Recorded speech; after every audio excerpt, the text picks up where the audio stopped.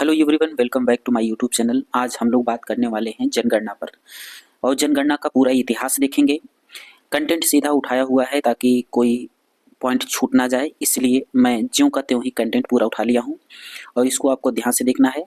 छोटा एग्जाम हो या चाहे बड़ा एग्जाम हो, सिविल का हो, यहाँ से एक भी क्वेश्चन बाहर जाने वाला नहीं है। वीडियो ज़्यादा बड़ी ना हो पाए, कम समय में ज़्यादा कंटेंट दे दूँ, इसलिए क्वेश्चन अभी नहीं लेके आया हूँ। क्वेश्चन नेक्स्ट वीडियो में लेकर आऊँगा। यहाँ पर सिर्फ जनगणना के इतिहास की बात करेंगे और कंप्लीट बात करेंगे। वीडियो को शुरू से लास्ट तक ज़रूर देखिएगा और जैसा भी लगे अपना फीडबैक कमेंट बॉक्स में ज़रूर करिएगा और अच्छा लगे, आपके काम की चीज़ लगे तो वीडियो को सब्सक्राइब और लाइक ज़रूर करिएगा, शेयर भी करिएगा। ठीक है, शुरुआत करते हैं यहाँ से पहले पॉइंट से। तो पहला पॉइंट जो हमारा दिया हुआ है, पहले हम उसकी बात करेंगे। तो यहाँ पर देखेंगे कि जो जनगणना की शुरुआत होती है, सर्वप्रथम विश्व लेवल पर अगर बात करें तो जनगणना 1749 ईस्वी में स्वीडन में हुआ था। इसको आपको याद रखना है कि अगर पूछे विश्व में पहली जनगणना कहाँ हुई थी या सर्वप्रथम जनगणना कहाँ हुई थी, तो स्वीडन में हुई थी। और कब हुई थी? 1749 ईस्वी में, बस। और दूसरे पॉइंट की बात करेंगे, अगर कहें 10 की जनगणना, यानी जो हर 10 वर्ष बाद जनगणना होती है, वो सर्वप्रथम अमेरिका में की गई थी। और कब की गई थी? 1790 ईस्वी में। 2 पॉइंट हो गए। आगे बढ़ते हैं और आपको क्या याद रखना है, भारत में अगर बात की जाए कि पहली जनगणना कब हुई थी, तो ये 1872 ईस्वी में हुई थी। और किसके समय में हुई थी? तो लॉर्ड मेयो के समय में हुई थी। क्वेश्चन कई बार पूछा गया है कि भारत में जनगणना सर्वप्रथम किसके नेतृत्व में हुई, तो आंसर हो जाता है लॉर्ड मेयो। अगर पूछा जाए कि भारत में सर्वप्रथम जनगणना कब हुई थी, तो 1872 में। लेकिन वहीं अगर 10 की जनगणना की बात की जाए तो 10 की जनगणना 1881 ईस्वी में होती है और वो लॉर्ड रिपन के शासनकाल में शुरू होती है।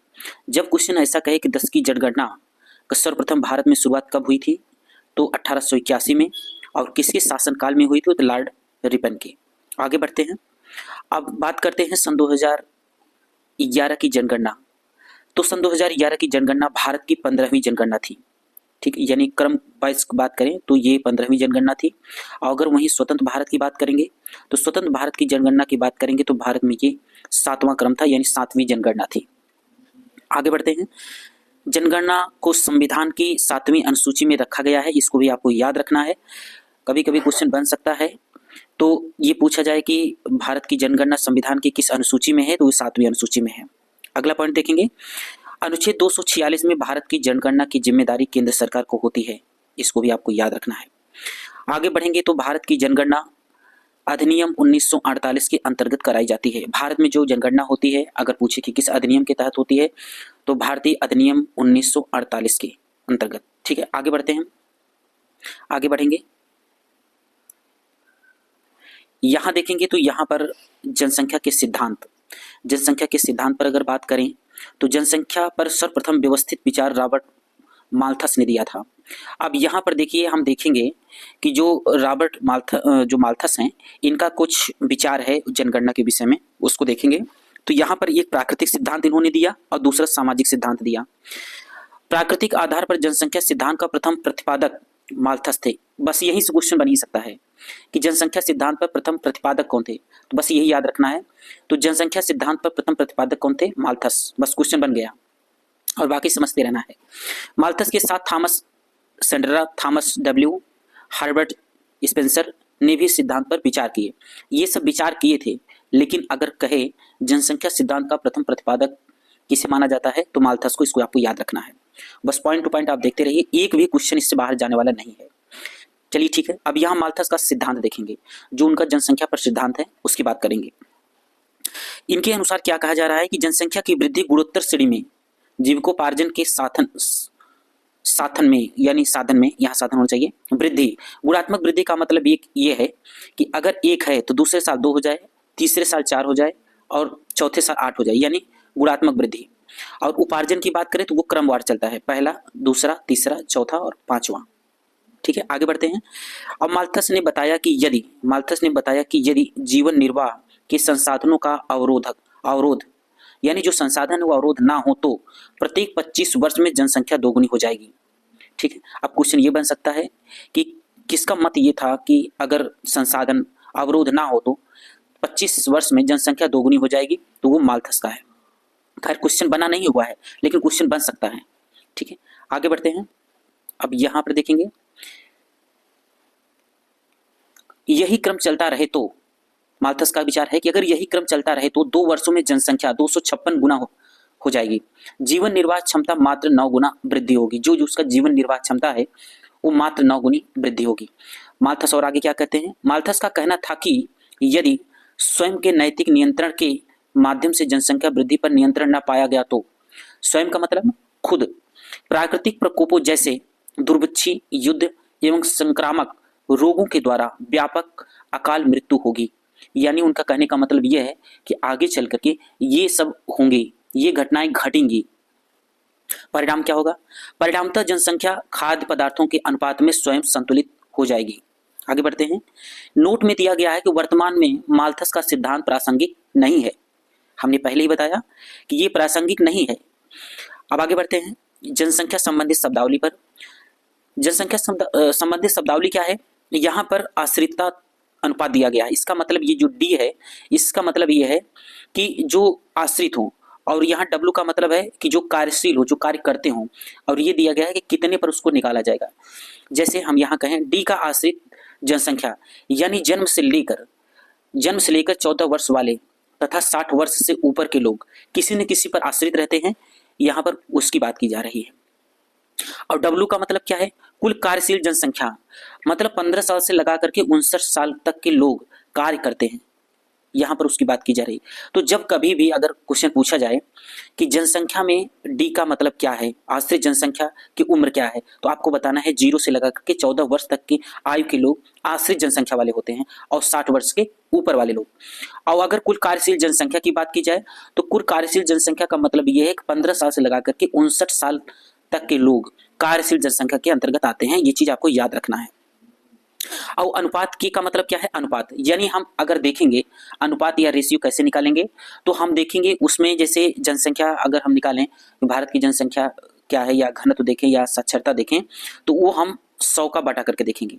यानी जैसे हम कहें कि अब भारत की जनसंख्या 943 है या कुछ भी जो भी है, अब उसको हम क्या करेंगे? 1000 पर तुलना करेंगे। ये आपको समझ में आया? ठीक है, आगे बढ़ते हैं। आगे बढ़ेंगे जनसंख्या के सिद्धांत पर, घनत्व पर बात करेंगे। ठीक है, तो यहाँ पर जनसंख्या घनत्व देखेंगे तो जनसंख्या घनत्व स्थान विशेष की कुल जनसंख्या भाग विशेष का कुल क्षेत्रफल है। यानी जो हमने बताया प्रति वर्ग किलोमीटर में रहने वाले संख्या की जनसंख्या घनत्व कहलाती है। यानी 1 किलोमीटर पर कितने लोग रह रहे हैं। ठीक है, प्रति किलोमीटर में रहने वालों की संख्या जनसंख्या घनत्व कहलाती है। अब लिंगानुपात की अगर बात करें तो लिंगानुपात हम कैसे देखेंगे? जैसे हम कहें कि 1000 पुरुष पर कितनी स्त्रियां हैं, तो हमें लिंगानुपात देखना है। तो कुल स्त्रियां, यहाँ पर लिखा गया लिंगानुपात हम कैसे निकालेंगे? तो कुल स्त्रियां बटे कुल पुरुषों की संख्या गुणे 100, तो वो निकल आएगा। तो प्रति 1000 पुरुष पर स्त्रियों की संख्या लिंग अनुपात हो जाएगी। अब आगे बात करते हैं शिशु मृत्यु दर। अब शिशु किसे मानेंगे? 5 वर्ष से कम आयु के लोगों की। तो किसी निश्चित वर्ष में, यानी एक निश्चित वर्ष में 5 वर्ष से कम आयु वाले बच्चों की मृत्यु संख्या, यानी जो मृत्यु हो गई उस वर्ष में सजीव जन्मे बच्चों की संख्या, यानी जितने बच्चे उस साल मृत्यु कर गए यानी मर गए, और उसी साल जितने बच्चे नए जन्म लिए उसी में भाग दे देंगे, यानी मृत्यु और बटे जीवित और गुणे 100, तो हमें क्या है? शिशु मृत्यु दर निकल आएगी। आगे बढ़ते हैं। यहां देखेंगे भारत की जनगणना। अब ये देखेंगे सन 2011 की जनगणना पर आधारित। तो आधारित यहां से देखेंगे भारत की जनसंख्या विश्व की कुल जनसंख्या का 17.5% है। क्वेश्चन अगर पूछा जाए कि भारत की जनसंख्या विश्व की जनसंख्या का कितना परसेंट है, तो 17.5% है। अगर वही भारत के क्षेत्रफल की बात की जाए तो भारत का क्षेत्रफल विश्व के क्षेत्रफल का कितना है? 2.4%। आगे बढ़ेंगे। सन 2001 से सन 2011 के मध्य, यानी 2001 से लेकर सन 2011 तक भारत की जनसंख्या में कितनी वृद्धि हुई? तो वो हो गई 18.18 करोड़ की वृद्धि हुई। यानी हम कहें कि 2001 से 2011 तक 18.1 करोड़ लोग ज्यादा हो गए, यानी वृद्धि कर गए। आगे बढ़ते हैं। भारत कृषि प्रधान देश है। सन 2011 की जनगणना के अनुसार भारत की 68.9% जनसंख्या ग्राम में निवास करती है, यानी गांव में रहती है। 68.9% जनसंख्या कहाँ रहती है? गांव में, बाकी शेष नगरों में। आगे बढ़ते हैं, भारत की जनसंख्या की 10 की वृद्धि, यानी 10 की वृद्धि, यानी सन 2001 से सन 2011 तक कितने प्रतिशत की वृद्धि हुई? तो 17.70%। आगे बढ़ते हैं, भारत की जनसंख्या वार्षिक वृद्धि दर, वार्षिक, यहाँ 10 की वृद्धि था, यहाँ वार्षिक वृद्धि है। 10 की वृद्धि मतलब 10 साल में, और वार्षिक वृद्धि का मतलब 1 साल में। तो अगर पूछे भारत की जनसंख्या की वार्षिक वृद्धि दर क्या है, तो वार्षिक वृद्धि दर हो जाएगी 1.64%। आगे बढ़ते हैं, सन 1921 को जनसंख्या के इतिहास में महान विभाजक वर्ष के रूप में जाना जाता है। ऐसा क्यों? ऐसा इसलिए कि 1911 से 1901 के मध्य अधिकांशतः अकाल, महाबीमारियों का प्रकोप ज्यादा रहा, यानी अकाल भी ज्यादा पड़े, लोग भूखमरी से मरे और महाबीमारियां आई, उससे भी कुछ लोग मरे, जिसके कारण मृत्यु दर अधिक हो गई। फलस्वरूप इस दशक में जनसंख्या में ह्रास हुआ, ठीक है, इसलिए इसे महाविभाजन वर्ष कहा जाएगा। ठीक है, आगे बढ़ते हैं, जनसंख्या में ह्रास के कारण महान विभाजक वर्ष कहा जाता है। क्वेश्चन कई बार पूछा गया है और पूछा भी जाएगा। महाविभाजक वर्ष किसे माना जाता है? तो महाविभाजक वर्ष किसको मानते हैं? 1921 को, इसको याद रखना है आपको।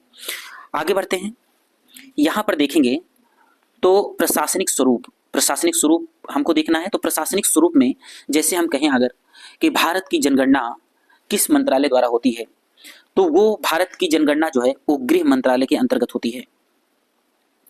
और अगर वहीं राज्य स्तर की बात करेंगे तो केंद्रीय स्तर पर जो जनगणना होती है वो कौन कराता है? महारजिस्ट्रार एवं जनगणना आयुक्त। वही राज्य स्तर पर अगर देखेंगे तो स्थानीय जनसंख्या निदेशालय कराता है। राज्य स्तर पर जनगणना निदेशक के अंतर्गत होती है और क्षेत्रीय स्तर पर वही देखेंगे तो क्षेत्रीय उप निदेशक के अंतर्गत होती है। और जिला स्तर पर अगर वही बात करेंगे तो जिलाधीश, यानी प्रदेश में अलग अलग जिले रहेंगे तो अलग अलग जिलों में अलग अलग। और महापालिका स्तर पर कहेंगे तो मुख्य नगर अधिकारी करते हैं। और आगे देखेंगे अगर यही तहसील स्तर पर हमें देखना होगा तो तहसील स्तर पर कौन करता है? उप जिलाधिकारी करता है। और अंतिम स्तर पर यही इंपॉर्टेंट है, यहां से क्वेश्चन बनता है। जैसे हम कहें कि पूरी श्रृंखला में यानी जो जनगणना होती है उसका अंतिम महत्वपूर्ण कड़ी कौन होता है? तो वो होता है प्रगणक। प्रगणक वो होते हैं जिसकी ड्यूटी लगती है, वो घर जा करके गणना करते हैं, तो उनको हम प्रगणक कहते हैं। जैसे यहाँ लिखा गया है, वास्तव में प्रगणक ही घर घर जाकर जनगणना का कार्य करता है। यह इस पूरी श्रृंखला की अंतिम एवं महत्वपूर्ण कड़ी है, इसको आपको याद रखना है। ये क्वेश्चन पूछा जा सकता है, छोटे एग्जामों में नहीं लेकिन बड़े एग्जामों में पूछा जा सकता है। और अगर बात करें सन 2011 की जनगणना का नारा क्या रहा, लोगो क्या रहा, तो लोगो था हमारी जनगणना हमारा भविष्य, इसको भी आपको याद रखना है। आगे बढ़ते हैं, सन 2011 की जनगणना 15वीं जनगणना थी, ये हम बता चुके। स्वतंत्र भारत की 7वीं जनगणना थी, इसको हम भी बता चुके, इसको भी आपको याद रखना है। भारत की जनसंख्या अवधि को समझने के लिए 4 भागों यानी 4 चरणों में विभक्त किया गया है। इस 4 चरणों को हमें अच्छे से समझना है। यदि आप सिविल की तैयारी करते हैं तो इसको आपको विशेष ध्यान देना है, क्योंकि यहां से क्वेश्चन पूछा जा सकता है। देखिए वो कैसे, एक होती है स्थिर जनसंख्या। अब स्थिर जनसंख्या की जो अवधि है उसको हमें याद रखना है। स्थिर जनसंख्या की अवधि क्या है? 1901 से लगा करके 1921 तक। और धीमी गति की जनसंख्या वृद्धि, धीमी गति की जनसंख्या वृद्धि का वर्ष हमें याद रखना है 1921 से 1951 तक। और तीव्र गति से जनसंख्या का विकास किस सन को माना जाता है, यानी किस वर्ष को घोषित किया गया, माना गया? 1951 से 1981 तक। ये तीनों पॉइंट आपको याद रखने हैं। अब इसको देखते हैं। देखिए यहाँ पर लिखा गया है कि इस समय मृत्यु दर अधिक थी, इसका प्रमुख कारण भुखमरी था, अकाल, महामारी। इस अवधि में जन्म दर एवं मृत्यु दर में अंतर कम था, जिस कारण से वृद्धि न्यून थी। ठीक है, इसलिए इसको क्या कहा गया? स्थिर जनसंख्या की अवधि। अब आगे बढ़ते हैं, धीमी गति से जनसंख्या की वृद्धि कैसे हुई, कैसे मानेंगे? 1921 के पश्चात स्वास्थ्य सुविधाओं में सुधार के कारण उच्च मृत्यु दर पर लगाम लगी। इस अवधि में देश की जनसंख्या स्थिर रहती है। अब सिविल एग्जामों में होता क्या है कि उसमें एक क्वेश्चन पूछ लेगा कि मृत्यु दर घटने का कारण क्या रहा, तो घटने का कारण रहा कि अच्छी सुविधाएं मिली, शिक्षा, स्वास्थ्य में सुधार आया, इस वजह से। आगे बढ़ते हैं, अगर यहाँ पर देखेंगे तीव्र गति जनसंख्या का विकास कैसे हुआ, तो 1951 से 1981 तक हम तीव्र जनसंख्या का विकास वर्ष मानते हैं। इस समय अप्रत्याशित जनसंख्या वृद्धि हुई, कारण था खाद्य पदार्थों एवं स्वास्थ्य सेवाओं का विकास, इसको भी आपको याद रखना है। 1951 में जनसंख्या 36.1 करोड़ थी और 1981 में जनसंख्या 68.33 करोड़ थी, इसको भी आपको याद रखना है। इस समयावधि में जनसंख्या विस्फोट अवस्था में पहुंच गई। यानी अगर हम कहें कि 1951 से लगा करके 1981 तक का जो समय था, जो अवधि थी, उसमें जो जनसंख्या है ना, वो विस्फोटक अवस्था रूप ले ली। ठीक है, आगे बढ़ते हैं। जनसंख्या वृद्धि में ह्रास। जनसंख्या वृद्धि में ह्रास कैसे होती है? स्वतंत्रता के बाद पहली बार गिरावट 1971 से 81 ईस्वी के बीच दिखी। 2001 से 2011 में गिरावट दर्ज की गई तथा वार्षिक वृद्धि दर 1.64% रही। इसको भी आपको याद रखना है। आगे बढ़ते हैं। अब यहाँ पर बात करेंगे आंकड़े पर। आंकड़े का मतलब कि जो सीधा सीधा आंकड़ा है सन 2011 की जनगणना के अनुसार, उसको देखेंगे। 10 की जनसंख्या वृद्धि शीर्ष राज्य और केंद्र शासित प्रदेश। ठीक है, क्या देखेंगे? 10 की जनसंख्या वृद्धि शीर्ष राज्य और केंद्र शासित प्रदेश। तो इसमें यहां पर देखेंगे पहला नंबर पर क्या है, दादर एवं नागर हवेली में जो वृद्धि दर रहा वो कितना रहा, 58.88%। अगर दमन दीव की बात करेंगे, दमन दीव में 55.76%। अगर वहीं पुदुचेरी की बात की जाए तो 28.08%। मेघालय की बात की जाए 27.95%। अरुणाचल प्रदेश की बात की जाए 26.3%। बिहार की बात की जाए तो 25.42%। इसको भी आपको याद रखना है, जो बीपीएससी का एग्जाम दे रहे हो उनके लिए ये इंपॉर्टेंट है। मणिपुर 24.50%। अगर उत्तर प्रदेश की बात करें तो 20.23%। अगर उत्तर प्रदेश आप समीक्षा अधिकारी पीसीएस या लोअर पीसीएस की एग्जाम देना चाहते हैं, इसको आपको याद रखना है। अब यहां बात करते हैं न्यूनतम 10 की जनसंख्या वृद्धि दर वाले राज्य और केंद्र शासित प्रदेश। नागालैंड की बात करें तो नागालैंड में सबसे कम, यानी जनसंख्या वृद्धि यहां माइनस में थी, सॉरी माइनस में नहीं थी, बहुत कम ही थी, यानी हम कहें 0.58%। और केरल की बात करें तो केरल में थी -4.91%।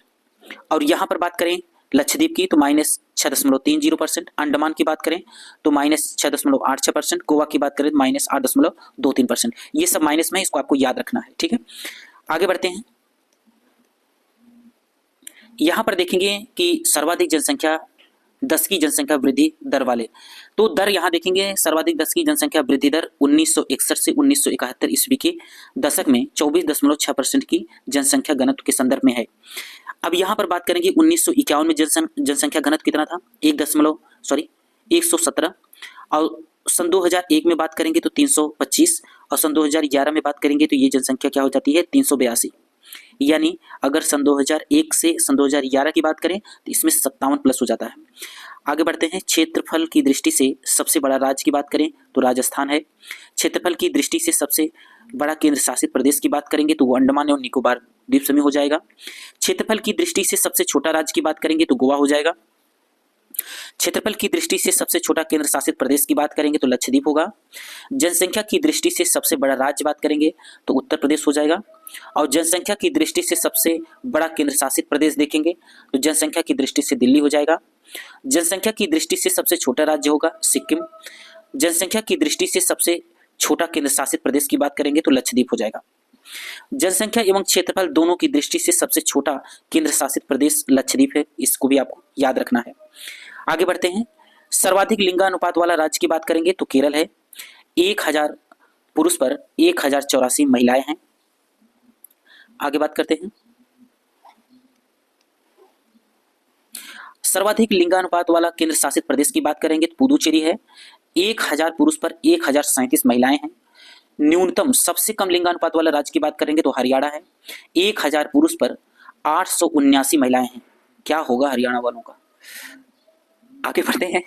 न्यूनतम सबसे कम लिंगानुपात वाले केंद्र शासित प्रदेश की बात करेंगे तो दमन दीव हो जाएगा, 1000 पर 618। सर्वाधिक साक्षरता वाला राज्य की बात करेंगे तो केरल। आप ऐसे भी अगर पूछा जाता है कि सर्वाधिक साक्षरता वाला राज्य केरल हो जाएगा। अगर प्रतिशत में पूछे कि केरल की साक्षरता दर कितनी है तो उसको आपको याद रखना है 94%। सर्वाधिक साक्षरता वाला केंद्र शासित की बात करेंगे तो लक्षद्वीप हो जाएगा। यहाँ की साक्षरता दर कितनी है, 91.80%। आगे बढ़ते हैं। न्यूनतम साक्षरता वाला केंद्र शासित प्रदेश दादर एवं नागर हवेली कितना % है, 76.2%। आगे बढ़ते हैं। सर्वाधिक जन घनत्व वाला राज्य, सबसे ज्यादा जन घनत्व कहां पर है, बिहार में। कितना है, इसको भी आपको याद रखना है, 1106। आगे बढ़ते हैं। सर्वाधिक जन घनत्व वाला केंद्र शासित प्रदेश दिल्ली, डाटा आपको याद रखना है। आगे बढ़ते हैं, न्यूनतम जनसंख्या घनत्व वाला राज्य क्या है? अरुणाचल प्रदेश। आगे बढ़ते हैं, देखिए सारी चीजें आप नोट डाउन करके देखेंगे तो एग्जाम से पहले आप इसको एक बार रिवाइज करके जाएंगे तो सारी चीजें याद हो जाएंगी। ये स्वाभाविक सी बात है कि एक बार में सारी चीजें याद नहीं हो सकती, बार बार देखना पड़ेगा, या अपने नोट्स बनाए रहिए, एग्जाम के पहले आप उसको रिवीजन करके जाइए। आगे बढ़ते हैं, आगे देखेंगे तो न्यूनतम जनसंख्या घनत्व वाला केंद्र शासित प्रदेश की बात करेंगे, केंद्र शासित प्रदेश अंडमान व निकोबार द्वीप समूह हो जाएगा। सर्वाधिक शिशु लिंगानुपात वाला राज्य की बात करेंगे तो अरुणाचल प्रदेश हो जाएगा, कितना है? 972। सर्वाधिक शिशु लिंगानुपात वाला केंद्र शासित प्रदेश हो जाएगा अंडमान एवं निकोबार द्वीप समूह, कितना है? 968। न्यूनतम शिशु लिंगानुपात वाला राज्य की बात करें तो हरियाणा। न्यूनतम शिशु लिंगानुपात वाला केंद्र शासित प्रदेश की बात करेंगे तो दिल्ली। सर्वाधिक दशकीय वृद्धि दर वाला राज्य की बात करें तो मेघालय, मेघालय में सबसे ज्यादा वृद्धि हुई है। सर्वाधिक दशकीय वृद्धि वाला केंद्र शासित की बात करेंगे तो दादर एवं नागर हवेली हो जाएगा। न्यूनतम दशकीय वृद्धि वाला राज्य की बात करेंगे तो नागालैंड हो जाएगा, पीछे भी बात हो चुकी है। न्यूनतम दशकीय वृद्धि वाला केंद्र शासित प्रदेश लक्षद्वीप हो जाएगा, इसको भी आपको याद रखना है। सर्वाधिक ग्रामीण जनसंख्या वाला राज्य क्या है? उत्तर प्रदेश, इंपॉर्टेंट है, इसको भी आपको याद रखना है। आगे बढ़ते हैं, सर्वाधिक शहरी जनसंख्या वाले राज्य की बात करेंगे तो महाराष्ट्र। सर्वाधिक ग्रामीण जनसंख्या वाले प्रतिशत की बात करेंगे, प्रतिशत वाला राज्य क्या हो जाएगा? हिमाचल प्रदेश, यहाँ पर मैक्सिमम लोग ग्रामीण में रहते हैं। आगे बढ़ते हैं, सर्वाधिक शहरी जनसंख्या वाला प्रतिशत वाला राज्य क्या हो जाएगा? जहाँ के सर्वाधिक लोग क्या कहते हैं? वो शहर में रहते हैं, ठीक है, तो वो राज्य हो जाएगा गोवा, 62% लोग शहर में रहते हैं। आगे बढ़ते हैं, न्यूनतम ग्रामीण जनसंख्या वाला राज्य हो जाएगा जहाँ न्यूनतम लोग, बहुत कम लोग ग्रामीण गाँव में रहते हैं, वो कौन सा राज्य है? सिक्किम। न्यूनतम शहरी जनसंख्या वाला राज्य क्या हो जाएगा? सिक्किम। आगे बढ़ते हैं, न्यूनतम शहरी जनसंख्या वाला केंद्र शासित प्रदेश हो जाएगा लक्षद्वीप। न्यूनतम शहरी जनसंख्या वाला राज्य हिमाचल प्रदेश। न्यूनतम शहरी जनसंख्या वाला केंद्र शासित प्रदेश हो जाएगा अंडमान एवं निकोबार द्वीप समूह। आगे बढ़ते हैं, सारे डाटा को आपको याद रखना है, सब इंपॉर्टेंट डाटा है। यहां बात करेंगे न्यूनतम ग्रामीण जनसंख्या वाला राज्य कौन सा हो जाएगा? गोवा।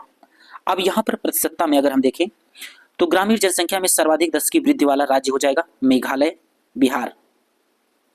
शहरी जनसंख्या में सर्वाधिक दशकीय वृद्धि दर वाला केंद्र शासित प्रदेश दमन एवं दीव। शहरी जनसंख्या में सर्वाधिक दशकीय वृद्धि दर वाला राज्य क्या हो जाएगा? सिक्किम। सर्वाधिक शहरी लिंगानुपात वाला राज्य क्या हो जाएगा? केरल। सर्वाधिक ग्रामीण लिंगानुपात वाला राज्य क्या हो जाएगा? केरल। केंद्र शासित प्रदेश में सर्वाधिक लिंगानुपात ग्रामीण के स्तर पर क्या हो जाएगा? पुदुचेरी। केंद्र शासित प्रदेश में सर्वाधिक शहरी लिंगानुपात वाला क्या हो जाएगा? पुदुचेरी। न्यूनतम शहरी लिंगानुपात वाला राज्य क्या हो जाएगा? जम्मू एंड कश्मीर। आगे बढ़ते हैं, न्यूनतम ग्रामीण लिंगानुपात वाला राज्य क्या हो जाएगा? हरियाणा। केंद्र शासित प्रदेश में न्यूनतम शहरी लिंगानुपात वाला राज्य हो जाएगा दमन एवं दीव। केंद्र शासित प्रदेश में न्यूनतम ग्रामीण लिंगानुपात वाला राज्य हो जाएगा चंडीगढ़। सर्वाधिक अनुसूचित जाति जनजाति वाला राज्य हो जाएगा उत्तर प्रदेश। सर्वाधिक अनुसूचित जाति जनसंख्या वाला राज्य हो जाएगा मध्य प्रदेश। सर्वाधिक अनुसूचित जाति वाला राज्य हो जाएगा पंजाब। सर्वाधिक अनुसूचित जनजाति वाला राज्य हो जाएगा मिजोरम। सर्वाधिक अनुसूचित केंद्र शासित हो जाएगा लक्षद्वीप। आगे बढ़ते हैं, सारे डेटा को आपको याद रखना है। आगे बढ़ते हैं, मुख्यतः साक्षरता के परिप्रेक्ष्य में सर्वाधिक साक्षरता जनसंख्या में वृद्धि वाला राज्य हो जाएगा बिहार। यानी हम ये कहें कि सर्वाधिक जो साक्षर जनसंख्या में वृद्धि हुई है कहां पर हुई है? बिहार में। सर्वाधिक साक्षरता जनसंख्या में वृद्धि वाला केंद्र शासित प्रदेश दादर एवं नागर हवेली। पुरुष साक्षरता में शीर्ष राज्य है केरल। महिला साक्षरता में शीर्ष राज्य है केरल। पुरुष में सर्वाधिक साक्षर केंद्र शासित प्रदेश लक्षद्वीप। स्त्रियों में सर्वाधिक साक्षरता वाला केंद्र शासित प्रदेश लक्षद्वीप। न्यूनतम पुरुष साक्षरता वाला राज्य बिहार। न्यूनतम महिला साक्षरता वाला राज्य बिहार। न्यूनतम पुरुष साक्षरता वाला केंद्र शासित प्रदेश दादर एवं नागर हवेली। न्यूनतम महिला साक्षरता वाला केंद्र शासित प्रदेश दादर एवं नागर हवेली। पुरुष स्त्री साक्षरता दर में सर्वाधिक अंतर वाला राज्य हो जाएगा राजस्थान। यानी राजस्थान में जो अंतर है पुरुष और महिला में वो कहाँ है? राजस्थान में। पुरुष ज्यादा पढ़े हैं, महिलाएं कम। पुरुष स्त्री साक्षरता दर में सर्वाधिक अंतर वाला केंद्र शासित प्रदेश हो जाएगा दादर व नागर हवेली। आगे बढ़ते हैं,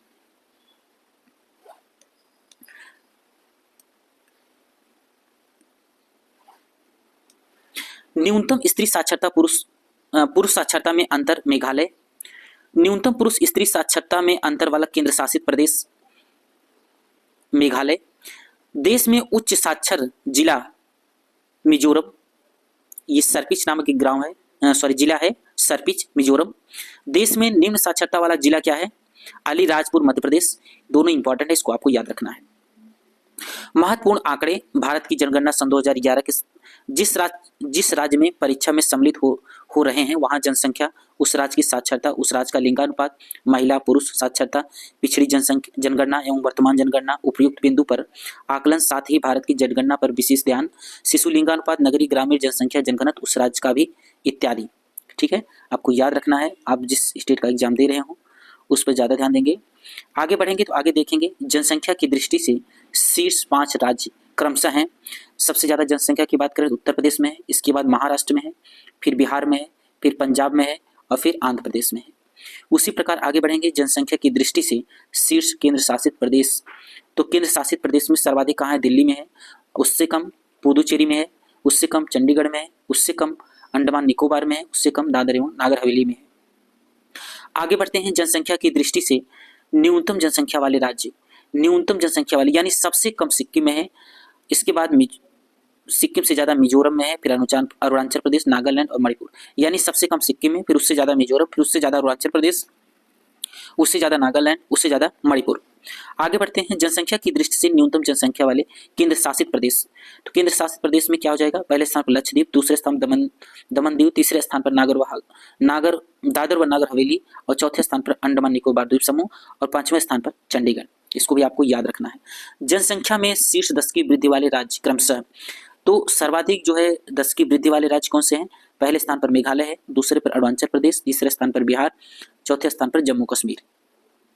आगे बढ़ते हैं जनसंख्या में सर्वाधिक 10 की वृद्धि वाले केंद्र शासित प्रदेश की बात करेंगे तो दादर नागर हवेली है, दूसरे स्थान पर दमन दीव है और तीसरे स्थान पर पुदुचेरी, फिर दिल्ली, फिर चंडीगढ़। आगे बढ़ते हैं जनसंख्या में न्यूनतम 10 की वृद्धि दर वाले राज्य क्रमशः हैं नागालैंड, केरल, गोवा, आंध्र प्रदेश, सिक्किम। नागालैंड, केरल, गोवा, आंध्र प्रदेश, सिक्किम। आगे बढ़ते हैं जनसंख्या में न्यूनतम 10 की वृद्धि दर वाले केंद्र शासित प्रदेश हैं लक्षद्वीप, अंडमान निकोबार, चंडीगढ़, दिल्ली, पुदुचेरी। क्या क्या है? लक्षद्वीप, अंडमान निकोबार, चंडीगढ़, दिल्ली और पुदुचेरी। आगे बढ़ते हैं, यहां पर सभी आंकड़े प्रतिशत में दिए गए हैं, इसको भी आपको देख लेना है। जनघनत्व की दृष्टि में सर्वाधिक जनघनत्व वाले राज्य, तो सर्वाधिक जनघनत्व कहां पर है? बिहार में है, फिर उससे कम क्या है? पश्चिम बंगाल में है, फिर केरल में है, फिर उत्तर प्रदेश में है। अगर हम क्वेश्चन कई बार ऐसे पूछा जाता है, जैसे बिहार हटा दें तो पश्चिम बंगाल से पूछ लेगा, केरल से पूछ लेगा, इसलिए आपको चारों चीज़ें अच्छे से याद होनी चाहिए कि पहले स्थान पर बिहार है, फिर इसके बाद पश्चिम बंगाल, फिर केरल, फिर उत्तर प्रदेश।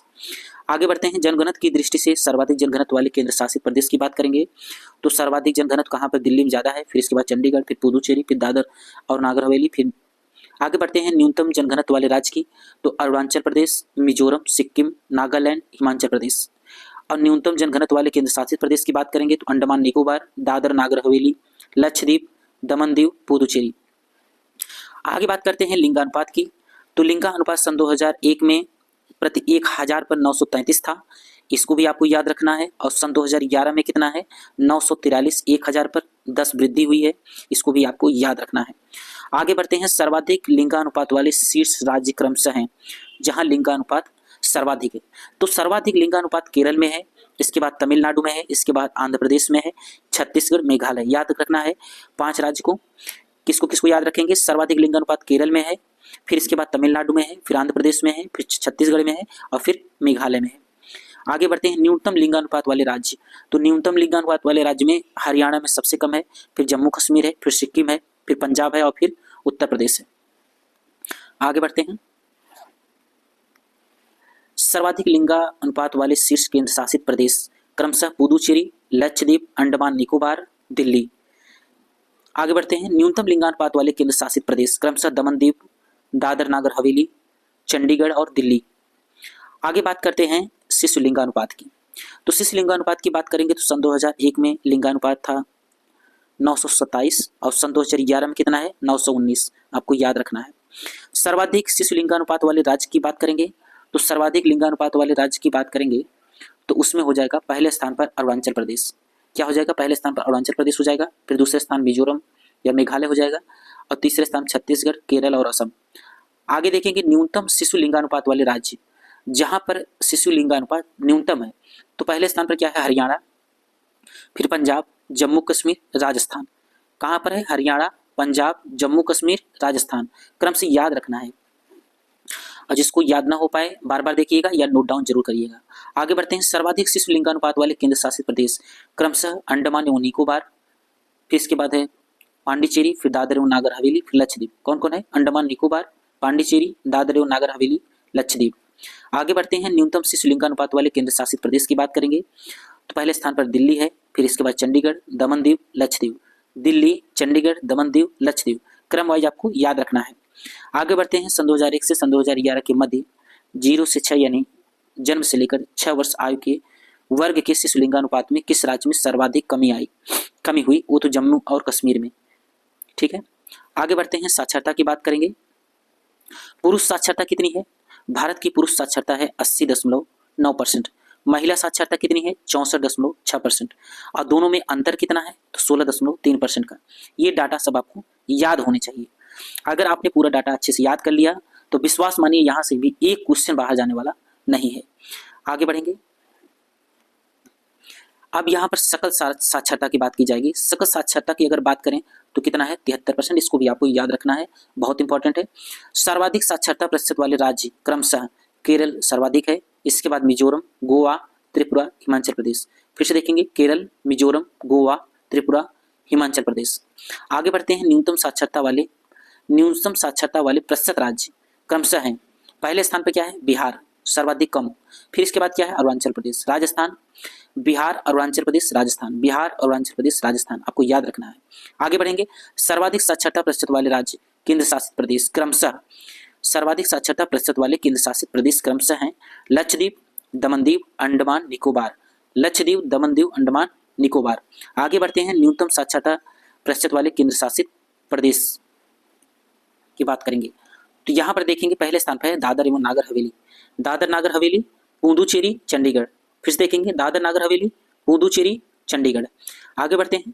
देखते हैं पुरुष साक्षरता वाले शीर्ष राज्य प्रतिशत में। केरल में सर्वाधिक 96%, मिजोरम में 93%, गोवा में 92%। आगे बढ़ते हैं। न्यूनतम पुरुष साक्षरता वाले राज्य में पहला है बिहार 71%, अरुणाचल 72%। आगे बढ़ेंगे। पुरुष साक्षरता में न्यूनतम साक्षरता प्रतिशत वाले केंद्र शासित प्रदेश में पहला स्थान है दादर एवं नागर हवेली, कितना? 85%। आगे बढ़ते हैं। स्त्री साक्षरता वाले शीर्ष राज्य केरल कितना है? 22.1%। मिजोरम की बात करें तो 89.3%। वहीं अगर गोवा की बात करें तो 84.7%। आगे बढ़ते हैं। आगे देखेंगे कि न्यूनतम स्त्री साक्षरता वाले राज्य की बात करेंगे तो बिहार पुरुष में भी है। बिहार कितना है? 51%। राजस्थान में कितना है? 52%। और झारखंड की बात करें तो झारखंड में 55%। उत्तर प्रदेश की बात करें तो 57%। एक क्रम वाइज याद रखना है, बिहार, राजस्थान, झारखंड, उत्तर प्रदेश। आगे बढ़ते हैं। सर्वाधिक स्त्री साक्षरता वाले केंद्र शासित प्रदेश तो सर्वाधिक साक्षरता वाले केंद्र शासित प्रदेश की बात करेंगे तो लक्षद्वीप कितना है? 89%। आगे बढ़ते हैं। न्यूनतम स्त्री साक्षरता प्रतिशत वाले केंद्र शासित प्रदेश यहां पर देखेंगे तो दादर एवं नागर हवेली पर। यहां पर परसेंटेज की बात करें तो 64% है। आगे बात करते हैं सर्वाधिक पुरुष स्त्री साक्षरता दर में अंतर वाले राज्य। ये सारे डाटा ना कंप्लीट डाटा है, इसको आपको याद रखना, नोट डाउन करके रख लीजिए। किसी भी एग्जाम के पहले एक बार रिवाइज कर लीजिए, क्वेश्चन यहीं से फंसेगा। अगली वीडियो में हम वो क्वेश्चन लेके आएंगे जो इससे क्वेश्चन बने हुए हैं, आप देखेंगे कि इससे एक भी क्वेश्चन बाहर नहीं गया है। चलिए यहाँ पर बात करते हैं राजस्थान की, तो राजस्थान में 27.1%। झारखंड की बात करेंगे तो 21.4%। जम्मू और कश्मीर की बात करेंगे 20.4%। अब यहाँ पर देखिए 1951 में भी साक्षरता दर 18.33% थी। वेरी इंपॉर्टेंट, इसको भी आपको याद रखना है। अगर सन 2011 की बात जनगणना के अनुसार देखें तो निरक्षर व्यक्तियों की सर्वाधिक वृद्धि किस राज्य में हुई, तो वो राजस्थान है, इसको आपको याद रखना है। आगे बढ़ते हैं। सन 2011 की जनगणना के अनुसार निरक्षर व्यक्तियों की सर्वाधिक कमी कहां पर आई, दर्ज की गई है, तो उत्तर प्रदेश। ठीक है, आगे बढ़ेंगे। जिसकी उम्र 7 वर्ष थी जनगणना के समय, साक्षरता दर की गणना के समय उनकी गणना की गई है, यानी स्टेटमेंट दिया गया है। आगे पढ़ेंगे यहाँ पर तो वो जनगणना देखेंगे तो 1951 में स्त्री साक्षरता एवं पुरुष साक्षरता, स्त्री की बात करें तो 8.86%, पुरुष की बात करेंगे 27.1%। 1.6% उस समय थी। कब? 1951 में। भारत की जनगणना की बात करें, यहाँ पर अनुसूचित जाति सन 2011 की जनगणना के अनुसार जाति का लिंगानुपात 945 है। अनुसूचित जाति की जनसंख्या देश की कुल जनसंख्या का 16.6% है, इसको भी आपको याद रखना है। अरुणाचल प्रदेश, नागालैंड, लक्षद्वीप एवं अंडमान निकोबार द्वीप समूह में अनुसूचित जाति नहीं है, इसको भी आपको याद रखना है। अगर क्वेश्चन पूछा जाए कि कौन कौन से ऐसे प्रदेश हैं जहां पर अनुसूचित जातियां नहीं हैं, तो आपको याद रखना है अरुणाचल प्रदेश, नागालैंड, लक्षद्वीप एवं अंडमान निकोबार द्वीप समूह। ठीक है। सबसे कम अनुसूचित जाति में वाला राज्य, यानी जो सबसे कम प्रतिशत में अनुसूचित जातियां रहती हैं, वो राज्य क्या है? मिजोरम। आगे बढ़ते हैं, जनजाति देखेंगे। अनुसूचित जनजाति 8.6% कुल जनसंख्या का, यानी भारत में जो अनुसूचित जाति हैं वो 8.6% है पूरी जनसंख्या का। नोट में क्या है? पंजाब, हरियाणा, दिल्ली, चंडीगढ़ एवं पुदुचेरी में कोई भी अनुसूचित जाति नहीं पाई जाती है। ये क्वेश्चन आपको याद रखना है। अगर क्वेश्चन पूछा जाए कि अनुसूचित जातियां किस किस राज्य में नहीं पाई जाती हैं, तो उसमें ऑप्शन दिया रहेगा, आप उसमें देखेंगे हरियाणा, पंजाब, हरियाणा, दिल्ली, चंडीगढ़, पुदुचेरी। ठीक है।